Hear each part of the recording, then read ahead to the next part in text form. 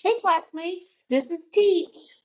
Hey guys, this is Brett, and welcome back to episode 65 of Hard Lessons True Crime Podcast. 65. 65. If our podcast episodes were a year each, they'd be available for Social Security now. I thought they upped the age to 75. Well, that sounds about right. I'm I don't know. just saying. So, Teach, how was your week? Busy as usual. Getting last minute things done for school, for STAR testing. Getting Sam ready for competition. Just Easter weekend, family reunion. It was just a lot. We got to see our grandbaby. Yes, we did. She's not a baby no more, though. She will always be a baby. Okay. In my heart. There you go. Yeah. So if it sounds a little bit weird, a little bit different, a little bit strange, like we sound like we're a little bit off, with this weekend being Easter, we're just now recording this episode on Monday afternoon, April 21st. So, yay! Yeah.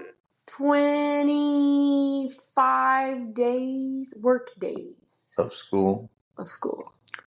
and then the long awaited rest. Oh my gosh. I just want to sleep for a week. Probably not going to happen. Probably not.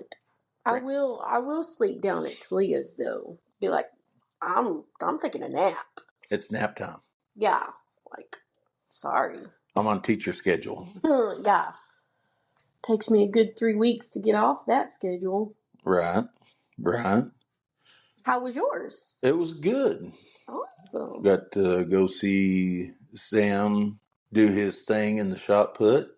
Heck yeah. Came in third in regionals. Now we just wait until later this week to see how he does and if he gets to go to state or not. That's right. So keep your fingers crossed, classmates. That's right. Send them prayers up. Good vibes. We use it all. Yes, definitely. He got to go to state his freshman year and his junior year, so we'd like to make it 3 out of 4. That would be so awesome. Such a special gift. Yeah. We're so proud of Sam Berger, whether he makes it or not. Just the way he goes out and competes and cheers others on. That's right. Super proud of that young feller. He's a good kid. Yeah, he takes after his mom. All right. Well, just a little bit of news. Teach and I had a production meeting yesterday or the day before. Maybe it was even the day before, driving down to Lubbock for Sam's track meet. And we're going to change things up just a little bit. So we're going to record this episode, obviously. And then we'll record episode 66 and release it next week.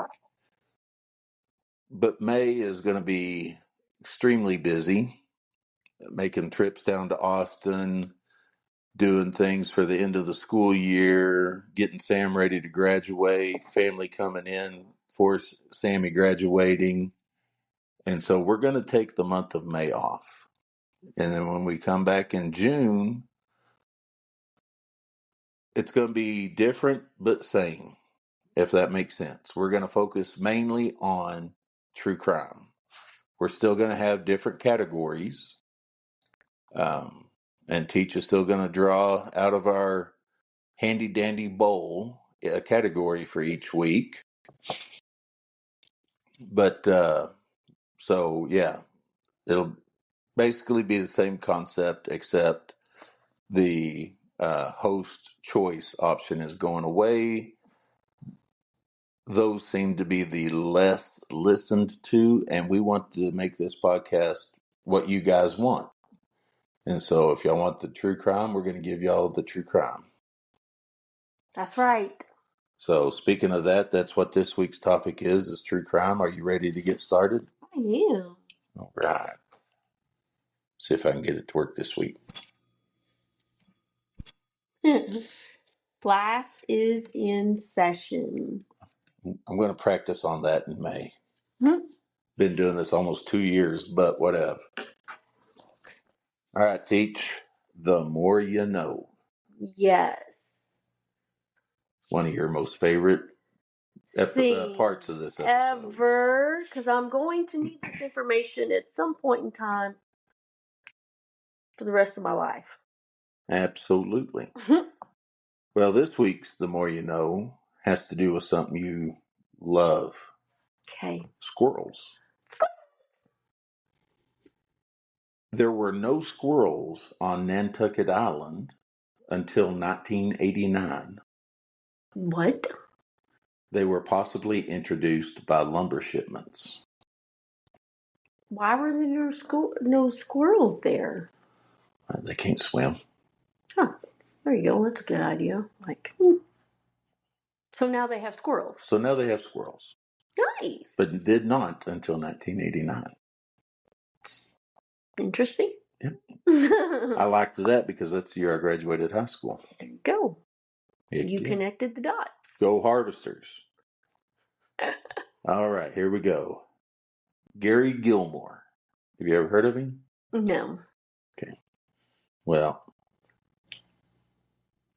you will hear something later on that you've known for years that his, spoiler alert, he's dead, Okay. execution inspired. Okay. Interesting. But Gary Gilmore was born on December 4th, 1940 in McCamey, Texas. And he passed away on January 1st, January 17th, 1977 at the Utah State Penitentiary in Draper, Utah. Okay. That is not where death row is in Utah anymore. By the way, that prison has been shut down. Oh, okay. Gary was the second of four sons born to parents Frank Gilmore Sr. and Bessie Gilmore. When Gary was young, the family moved around a lot, not for jobs, not for any reason other than Frank was a criminal, and so he had to stay ahead of the law. Oh. Absolutely. So his daddy was a criminal. His dad was a criminal. Not only did they move around a lot, but they had aliases. Oh my gosh. And so when Gary was born, his birth certificate listed him as Faye, Faye, Robert Kaufman. Kaufman was one of the aliases that his father used more than not, and so they were using it at that time. So his legal name is Faye. It didn't list his middle name, so Legal. oh, his legal. Sure. Well, don't you have to register a lot of things when you have a birth certificate? Well, his mom had it legally changed to Gary Gilmore. Okay. Yeah. Okay. Yes, ma'am. So after the family left Texas, Bessie changed Faye's name to, they did have his middle name listed, Gary Mark Chapman. Nice. Good thinking on that mama's part. Like, how embarrassing would that be? Right. Now, this next part might get a little confusing because there's a lot of names. Okay. But I'll go slow and try to do my best. Okay.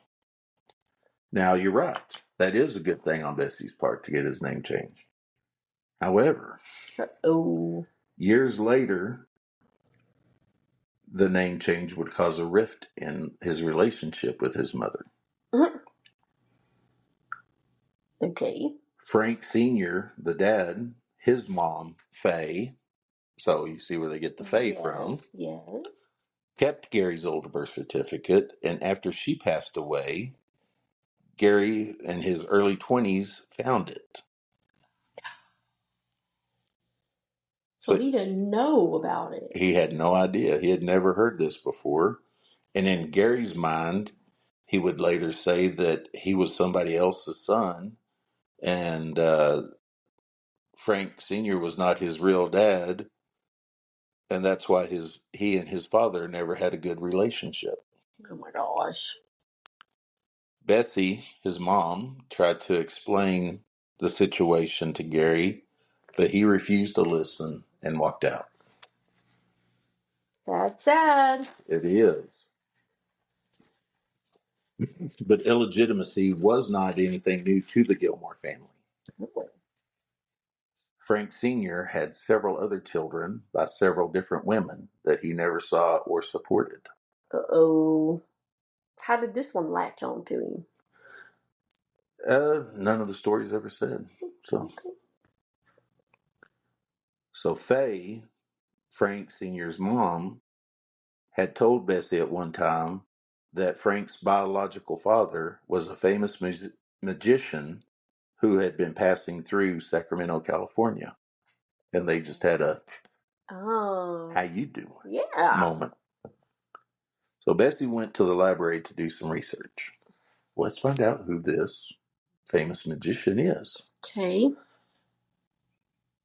In her research, Bessie found out that in 1890, Harry Houdini did pass through Sacramento. Okay. But Houdini would have been 16 at the time, and he didn't start performing until he was 18. So it wasn't him. So, wasn't him. Michael Gilmore, Gary's younger brother, youngest of the Gilmore boys, So said that's that. all the research that she did? Mm-hmm.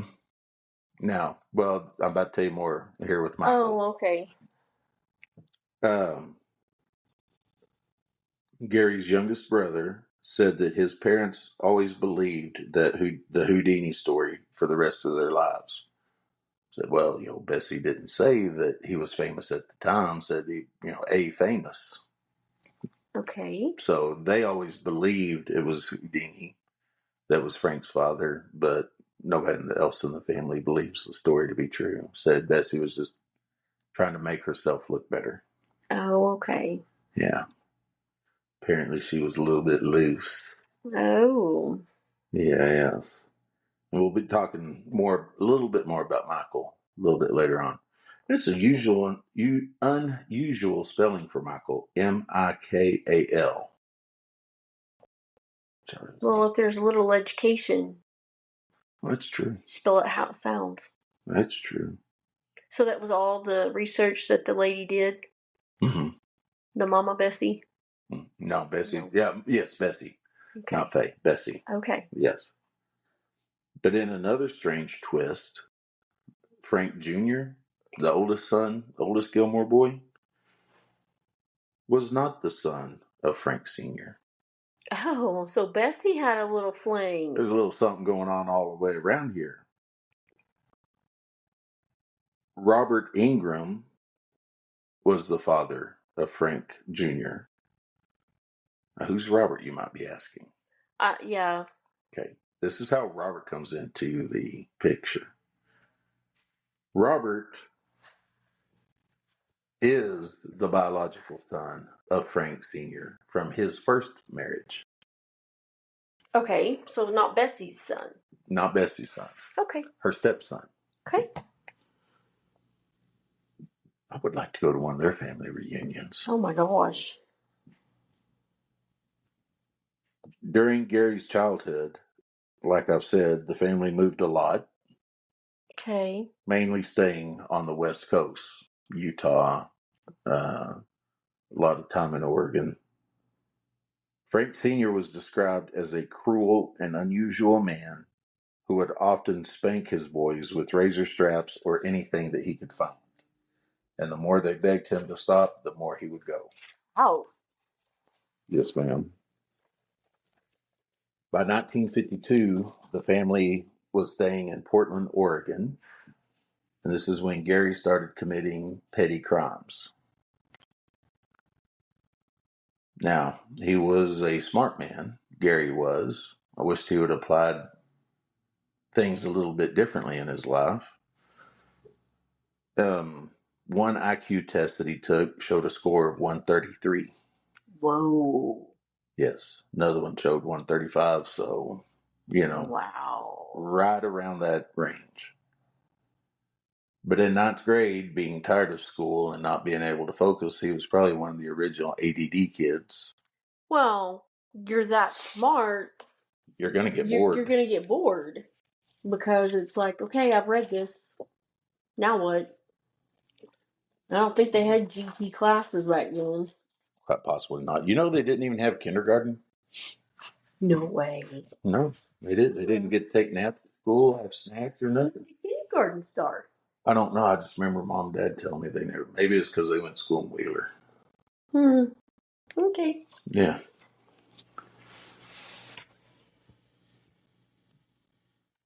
Ninth grade, dropped out of high school. Okay. That's where I left off, right? Yes. All right. So at the age of 14, Gary would receive his first arrest for car theft. He was released to his father, but 2 weeks later was back in court for the same offense. So this time, Gary was sent to the McLaren Reform School for Boys in Woodburn, Oregon. Okay. 1 year later, he would be released. In early 1960, Gary was sent to the Oregon State Correctional Institution and then released later that year for thefts and burglary. Okay, wait. So he got out a year later and then started committing more crimes and then went to the big boy pen now. Okay, that was worded really backwards, so I was confused.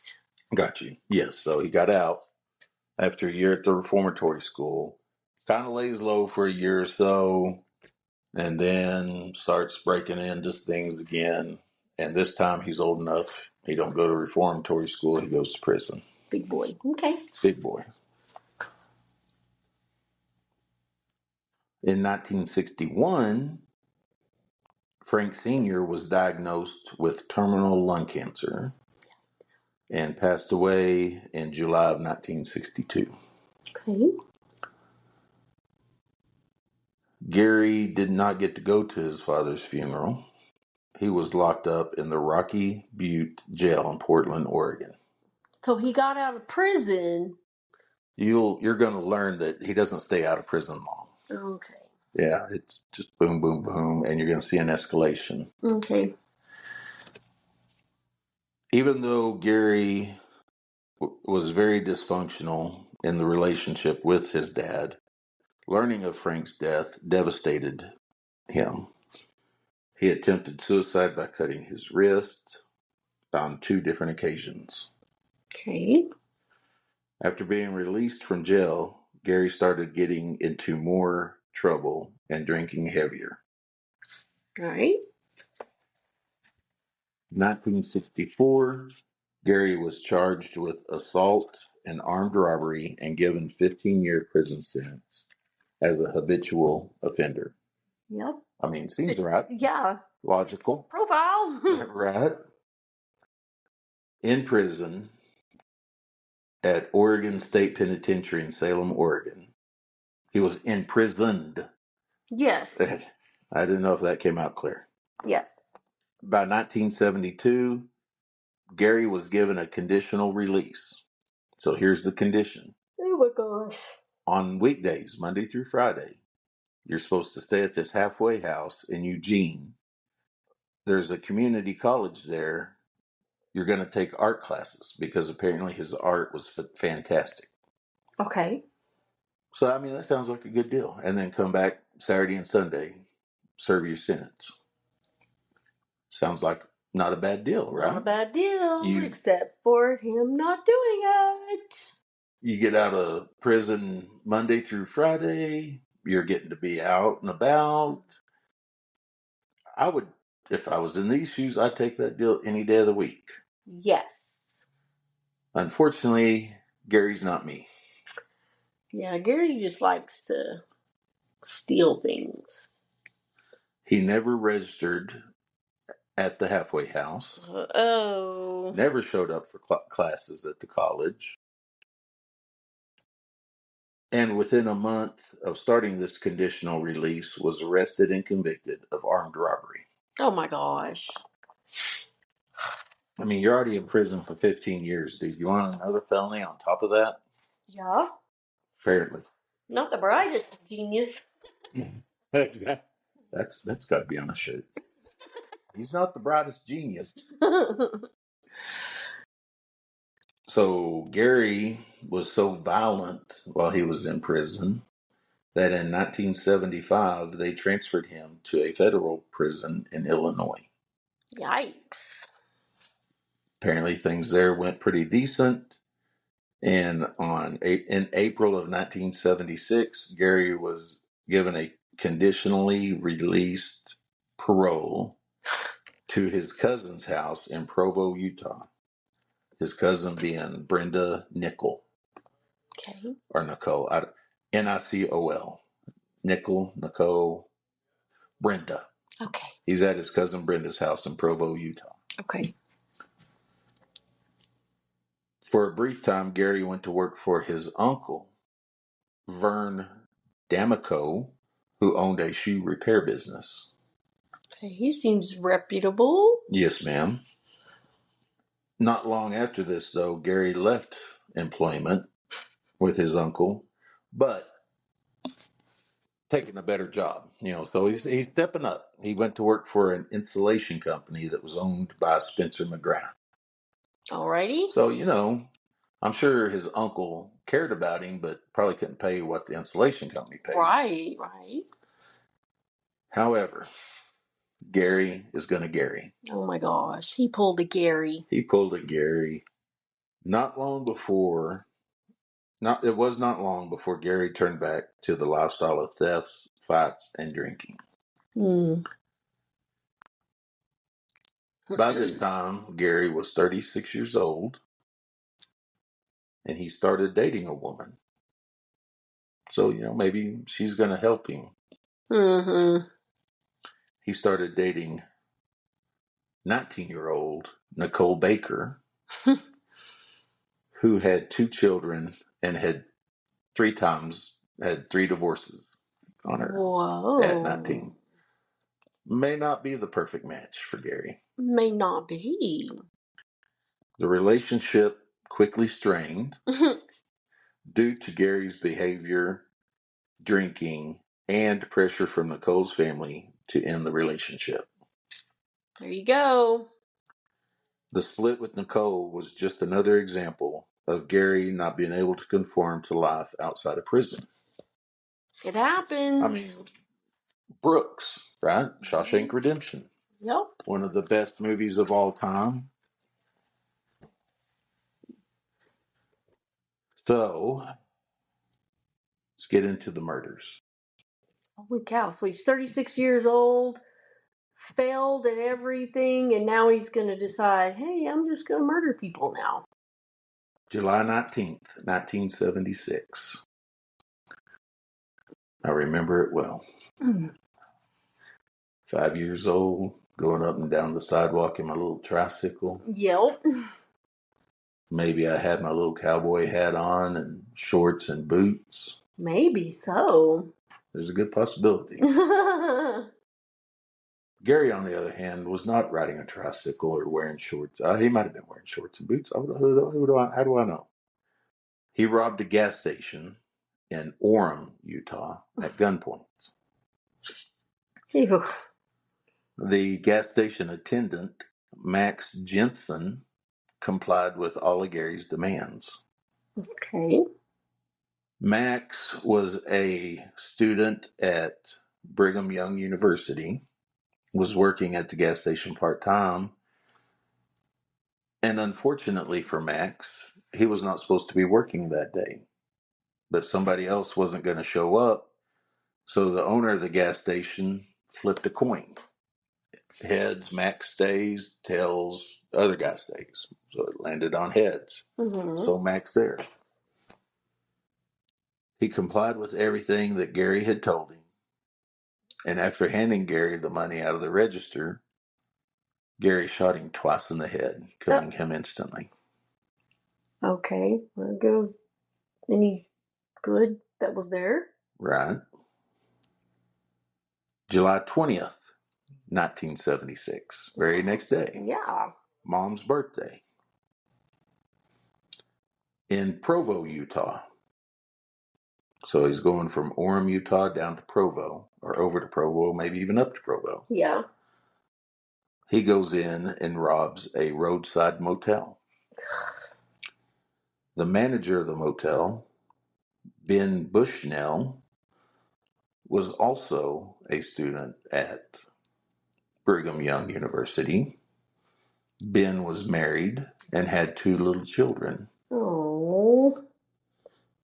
Also, like Max, he complied with all of Gary's demands.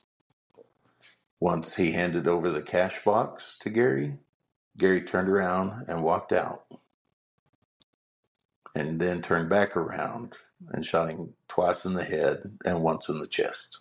Whoa. During this robbery, Gary was trying to, all right, I got to get rid of the gun. So he's going to go throw it out in the field. Here's some of his not so bright genius, or whatever you said it was earlier. He accidentally shot himself in the hand while getting rid of the gun. Oh my gosh. He's so smart, he's stupid. One of those guys. Mm-hmm. There was a mechanic shop next door, and one of the mechanics working there heard the gunshot, saw Gary, and called the cops.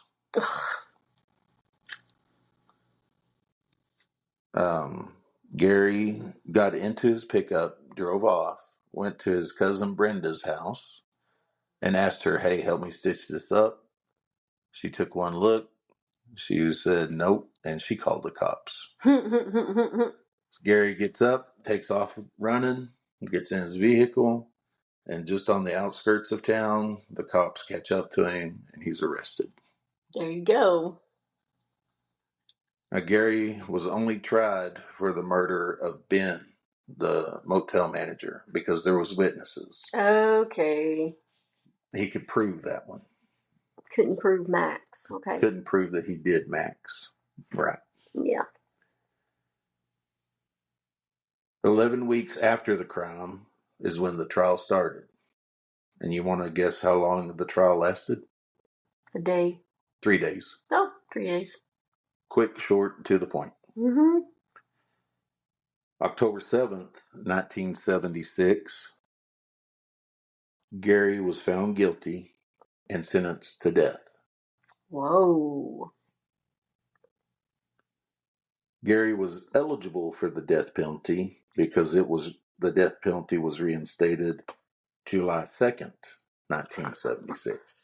Dude. Just 17 days before his first murder. Oh my gosh. So, what do you mean the death penalty was reinstated? Yeah.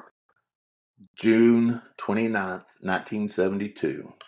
Teach was just a little bitty baby, about a week old, and the U.S. Supreme Court put a ban on the death penalty in a 5-4 vote.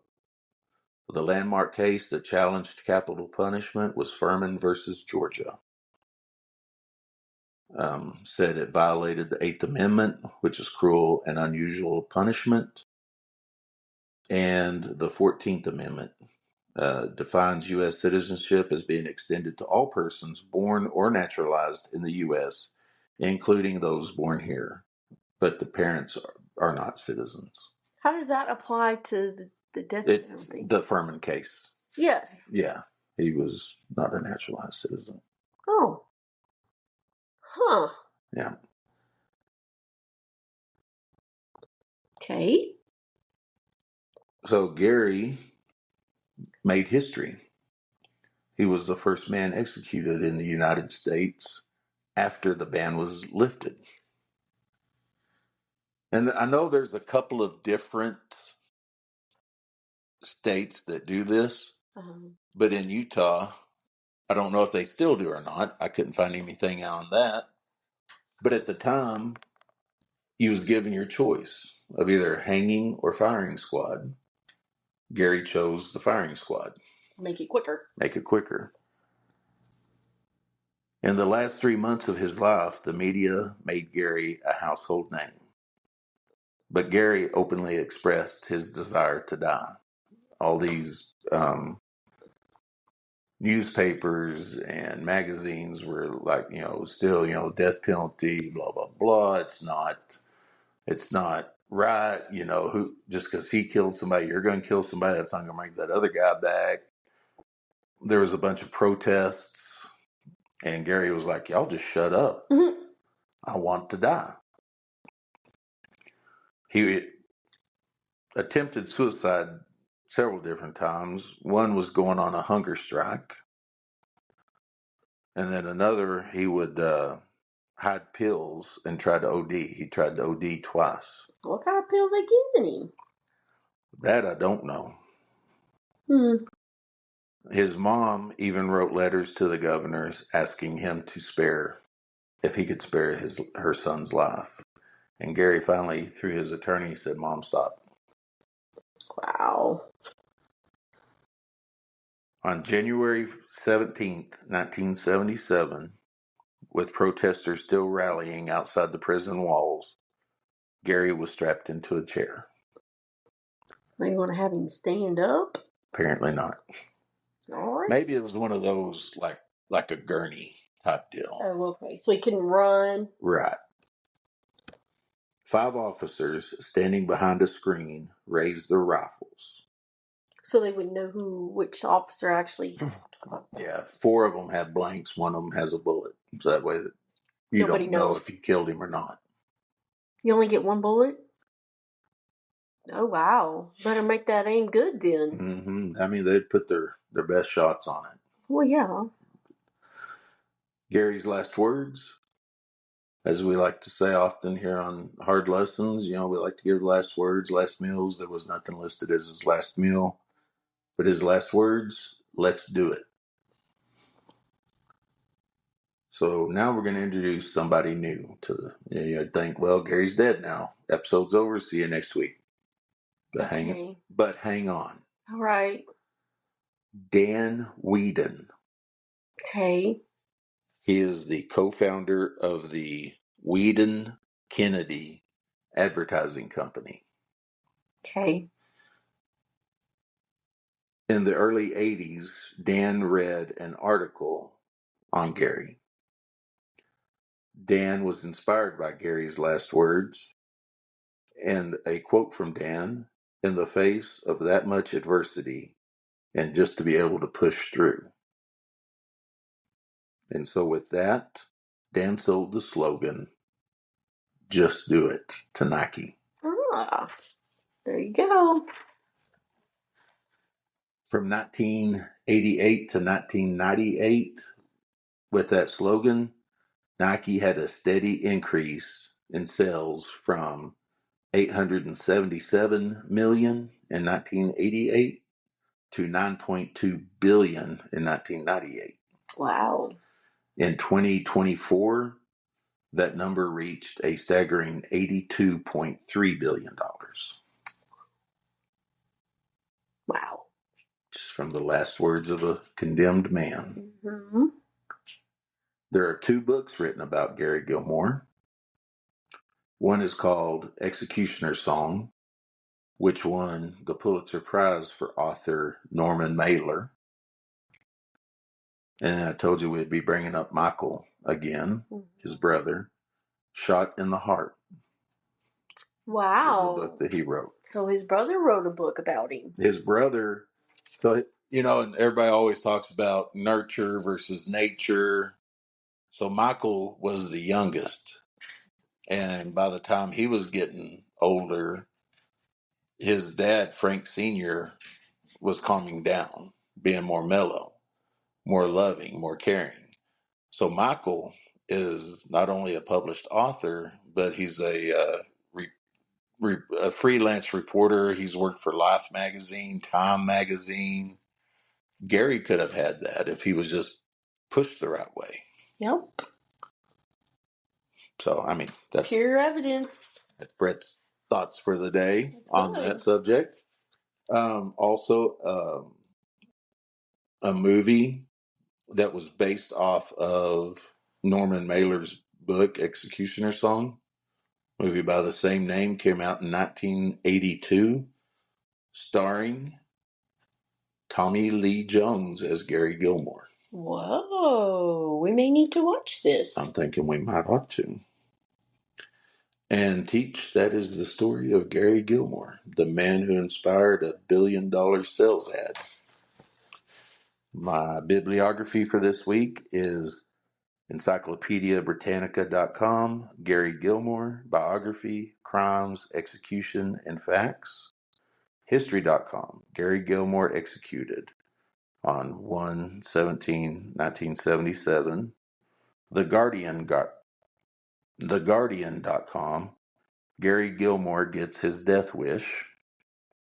And probably a magazine that I have not ever put in my bibliography before, BusinessInsider.com. Nike's Just Do It slogan, inspired by Utah spree killer Gary Gilmore. There you go. So killing 2 people is a spree? Yes. Yeah, they FBI has defined a serial killer as 3 or more. So A spree is 2. yeah. Or under 3. Under 3, yeah. 2. And then mass is a bunch of people at one time. Yeah. Okay. So, Teach, what's my grade for this week? I'm going to have to give you a C. I'm going to have a leak will come back on. Yeah. Okay.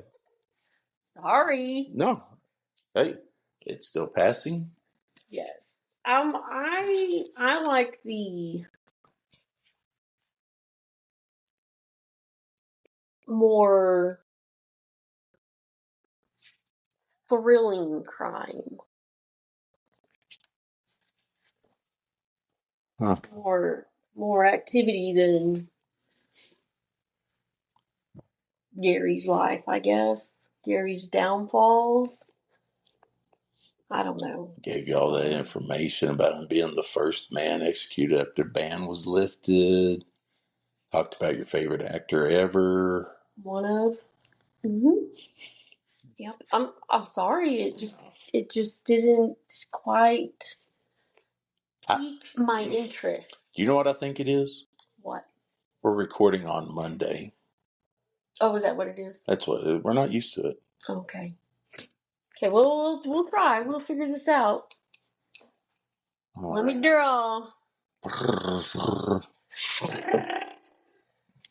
Sounds like a bird. International. Going across the borders. Yes. Okay. True crime. Well, I'll have that ready. We'll post it next week. Okay. And then that'll be it for the rest of, well, no, next week's not May, is it? No. Anyway, so yeah, we're taking the week of May. Nobody ever accused me of being a genius. Better not be no week long. Gonna be taking the month of May off. Got Sam to get out of high school. Our daughter and son-in-law and granddaughter back to Pampa. Maybe nephew back to Pampa. It's gonna be a busy month. Yeah, I gotta have a graduation celebration. Teach graduates college. So, yeah, don't forget about me. Brett has a birthday next week. Yeah. That'll probably get forgotten. Nope. Already got plans. Awesome. All right. Well, thank you, classmates, for listening, and we'll see you next week. Don't forget to rate and review us, please. Don't forget that we have an email address, hardlessonstcp.23@gmail.com. Did I tell you that we got an email this week? No. Yeah, it was a spam. Oh. Yeah, but we got an email. Got an email. It's like it's growing cobwebs or something. All right, classmates, we'll see you next week. Class is dismissed. That was pretty good. It was. I'm getting better. Need to really thump it, maybe. That's what it is. Pop it.